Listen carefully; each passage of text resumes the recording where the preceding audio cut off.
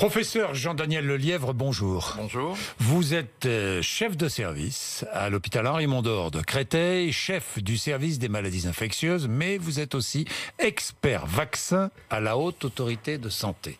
Votre parole est rare. Je suis très content de vous recevoir ce matin. Nous avons beaucoup de choses à dire et je sais que votre parole est parfois différente de tout ce qu'on peut entendre ici ou là. Conseil de défense, aujourd'hui en ce moment, autour du président de la République. Grande question, le couvre-feu à 18h est-il suffisant ? C'est la grande question que se pose le gouvernement. Le président de la République attend les résultats de 2 études pour décider. La première, l'efficacité du couvre-feu à 18h dans toute la France. Est-ce que ce couvre-feu est efficace ? Est-ce que ce couvre-feu est suffisant ? Est-ce que là, vous avez des informations ?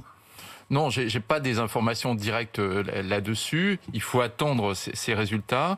Et attention, ces résultats sont complexes. On va mettre du temps à les avoir. Et puis ensuite, on va décider effectivement si on va plus loin ou pas.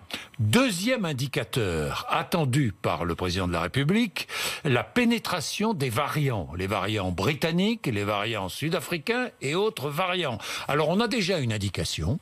En Île-de-France, 9,4% des personnes infectées sont infectées par le variant anglais. Première indication importante, professeur. Oui, c'est une indication importante. On s'y attendait.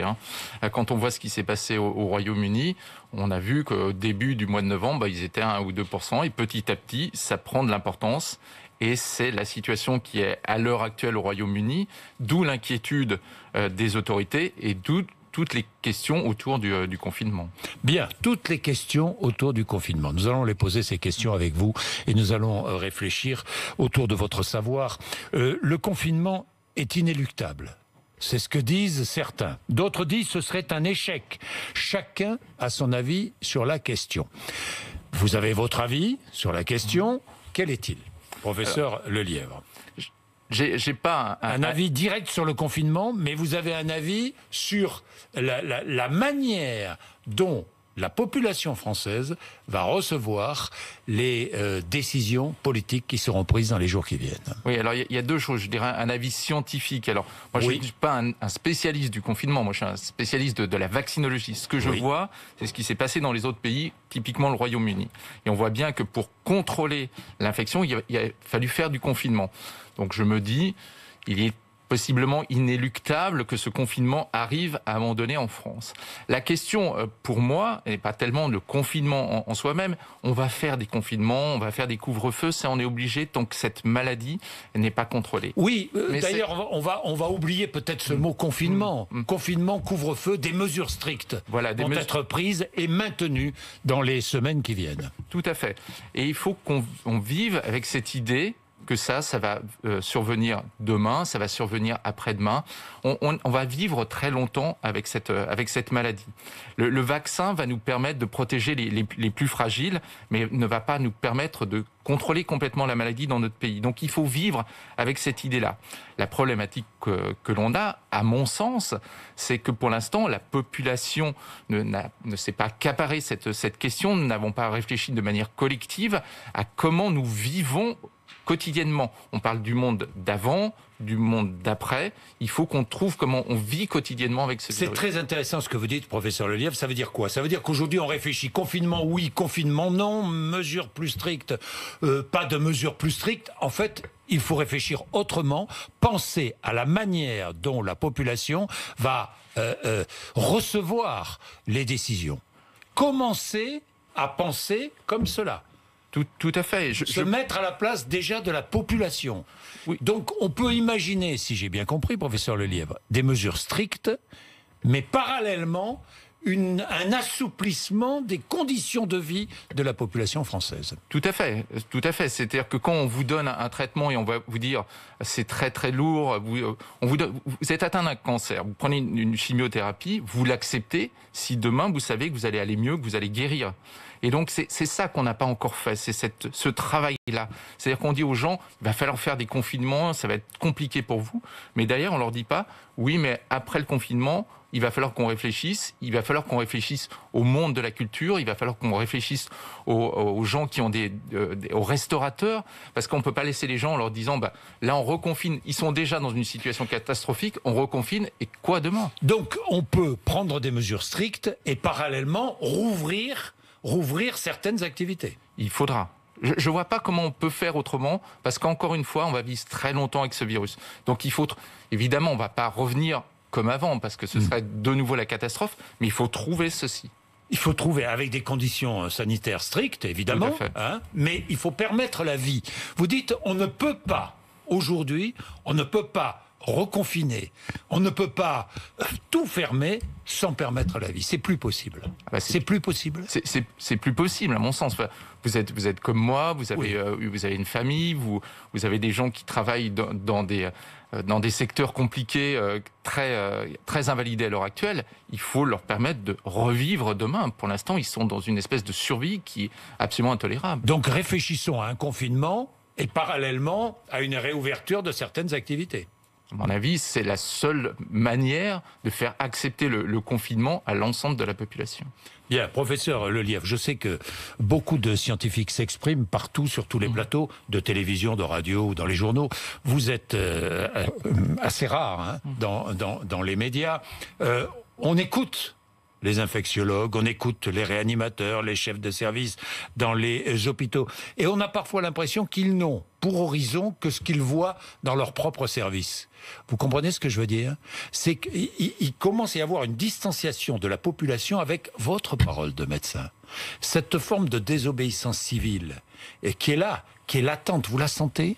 Oui, je la sens tout à fait et je la comprends. Vous savez, moi, je viens d'un monde médical qui est celui du monde du VIH. Et on voit très bien ce qui s'est passé dans ce monde un petit peu particulier. C'est-à-dire qu'au début, on a eu surtout les médecins, les scientifiques, les politiques qui sont exprimés. Puis petit à petit, c'est les malades qui ont pris en charge leur maladie. Alors évidemment, il y a eu des grands progrès scientifiques qui ont été indispensables pour faire évoluer, mais on a évolué dans la prise en charge de cette maladie avec les associations de patients.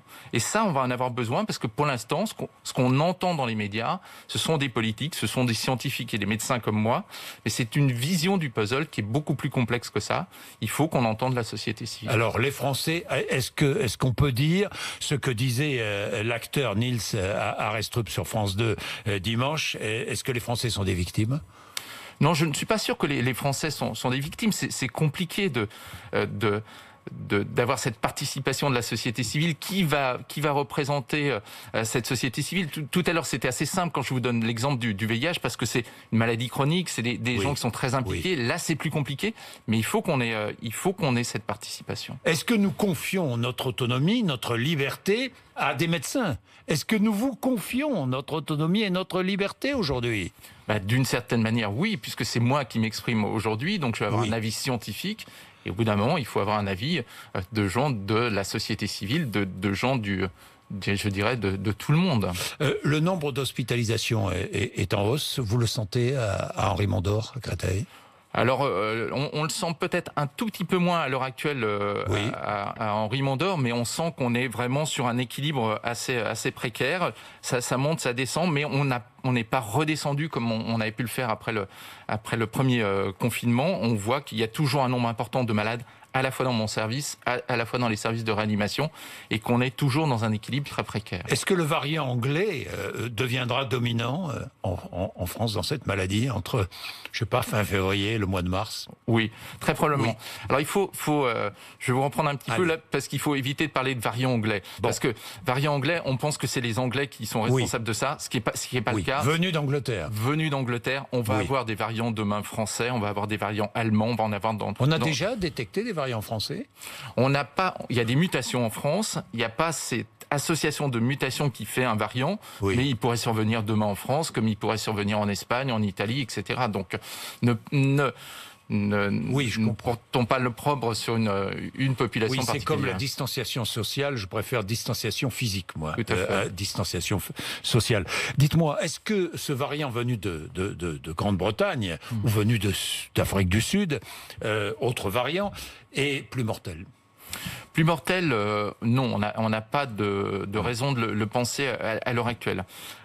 Inquiétant, oui, parce qu'on savait que ces mutations, ces variants allaient survenir, mais on ne pensait pas qu'ils allaient survenir aussi vite que ça. C'est-à-dire qu'on pensait avoir un petit peu plus de temps dans la manière dont on allait défendre contre ce virus. Mais professeur, est-ce que des personnes qui ont déjà été touchées par le virus peuvent être à nouveau pourraient à nouveau tomber malades? Alors on n'a pas d'inquiétude avec le fameux variant anglais dont vous Venu de Grande-Bretagne. On a un petit peu plus d'interrogations avec les variants sud-africains et brésiliens, et notamment, vous voyez, à Manaus, au Brésil, ces gens qui se réinfectent. Alors, on n'a pas toutes les données quand même brésiliennes, mais on a l'impression de voir des réinfections, comme si la réponse immunitaire qui s'était mise en place après une première infection n'était pas suffisante pour contrôler ces variants. Pour l'instant, on n'a pas encore suffisamment de données, mais c'est une source d'inquiétude. Mais c'est une source d'inquiétude. Tout à fait. Bien, professeur Lelièvre, j'ai une question claire. On parle beaucoup des vaccins, on va parler des vaccins, on parle beaucoup du vaccin Pfizer-BioNTech.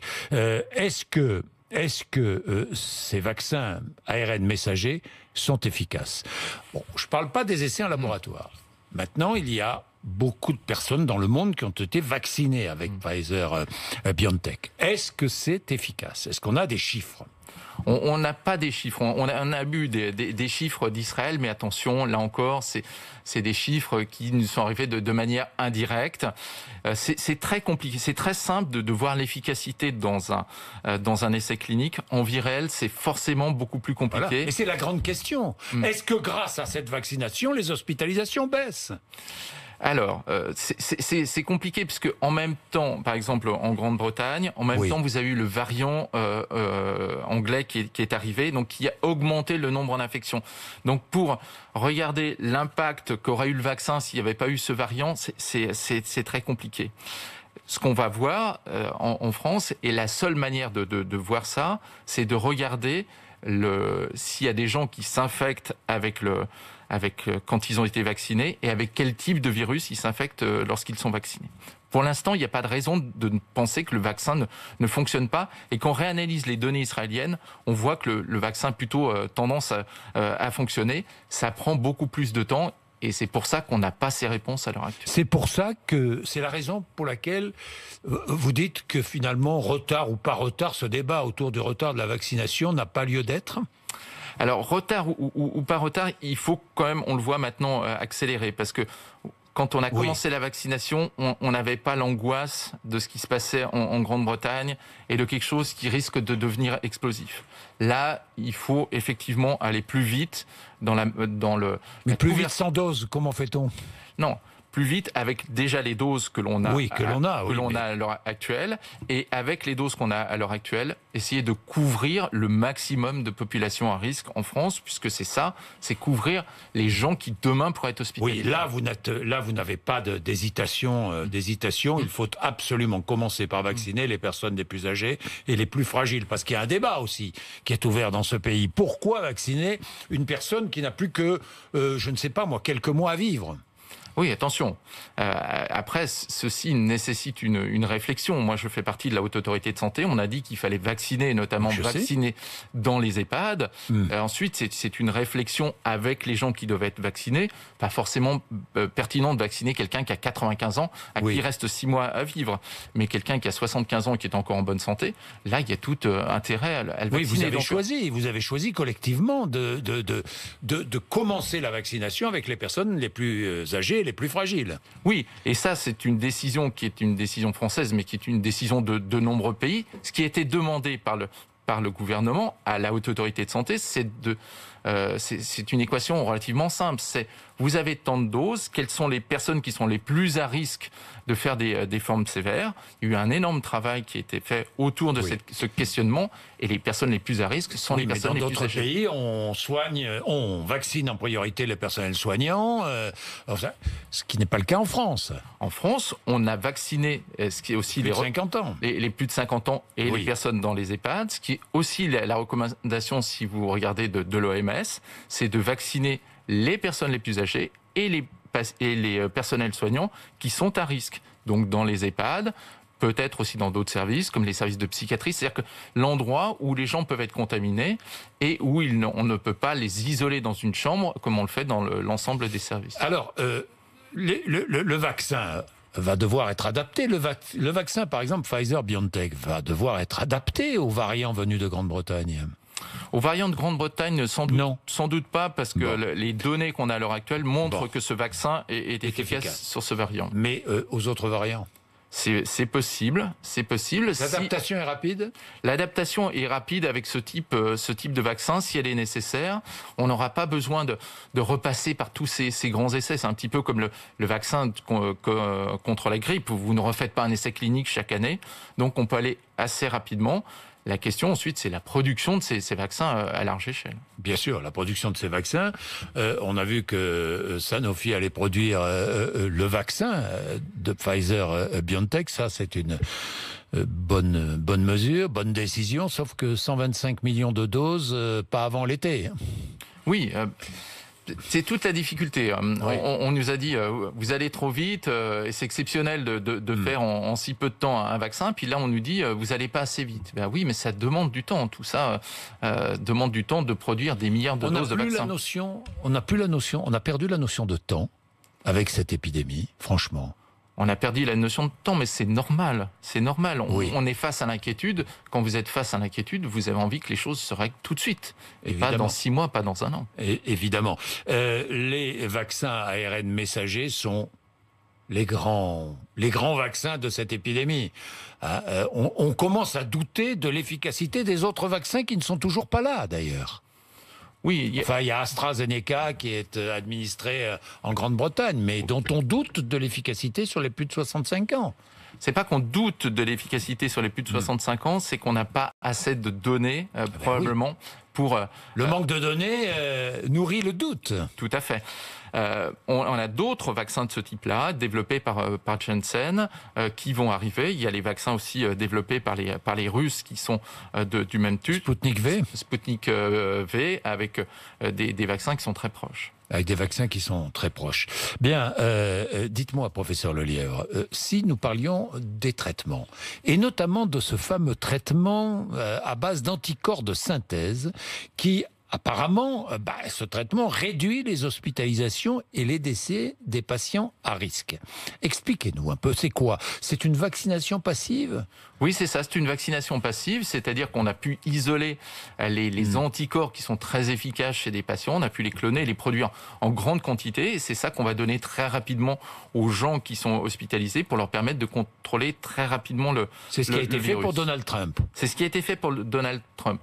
C'est quelque chose qu'on connaît très très bien. Il y a des avancées thérapeutiques assez exceptionnelles ces dernières années dans ce domaine, à la fois pour le traitement et la prévention.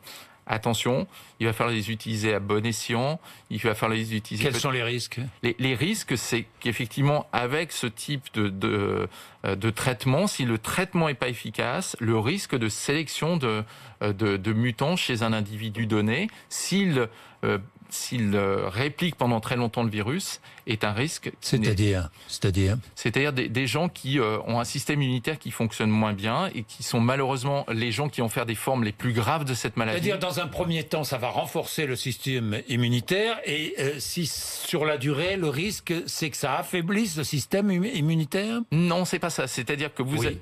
Expliquez-nous là, parce que je comprends pas. Vous avez beaucoup de virus. Oui. Dedans, il va y avoir des virus qui vont être résistants à votre traitement. Oui. Vous allez donner votre traitement, vous allez détruire 95%, on va dire, un chiffre au hasard, de votre virus. Il reste 5% qui est résistant au traitement. Quand vous avez un système immunitaire qui fonctionne par ailleurs, il y a d'autres mécanismes qui vont détruire ces 5%. Quand votre système immunitaire est complètement à plat, ces 5%, ils vont pas être détruits et ils vont prendre de l'importance et vous sélectionnez les mutants. Donc, il y a des risques à utiliser ces traitements. Il y a des risques à utiliser ces traitements. C'est des traitements qui sont remarquables et remarquablement efficaces, mais attention à la manière dont on les utilise. L'Allemagne va proposer ce cocktail d'anticorps. Vous avez vu, 2 000 € la dose. Et l'Allemagne en achète 200 000 doses pour 400 millions d'euros. Est-ce que la France devrait faire pareil? Sans doute, parce qu'il y a des indications très précises chez les malades les plus graves qui pourraient être très intéressants avec ce type de traitement. Si j'ai bien compris, grâce à ce type de traitement, le virus ne peut pas s'attacher aux cellules humaines et les pénétrer. Tout à fait, c'est comme avec un vaccin, ce que vous disiez auparavant. Oui, ce que je disais auparavant. Et les corticoïdes ? Les corticoïdes, on a vu qu'ils ont révolutionné la prise en charge de cette maladie. Ça, c'était des grands essais cliniques, notamment faits par les Anglais. Et on a l'impression qu'en pratique quotidienne, oui, il y a un vrai bénéfice. Est-ce qu'on sait s'ils sont toujours aussi efficaces contre les variants, justement ? Il n'y a pas de raison qu'ils ne soient pas efficaces contre les variants. Parce que quand on utilise les corticoïdes, on ne va pas agir directement sur le virus. On agit sur le système immunitaire, sur la réponse excessive du système immunitaire. Donc on ne va pas sélectionner de variants et il n'y a pas de raison qu'il n'y ait pas d'impact sur les variants, ce qui va être complètement différent quand on va prendre des traitements qui vont cibler directement le virus avec des anticorps ou avec des traitements antiviraux. Merci, professeur Lelièvre, d'être venu nous voir ce matin sur RMC BFM TV. Il est 8h55.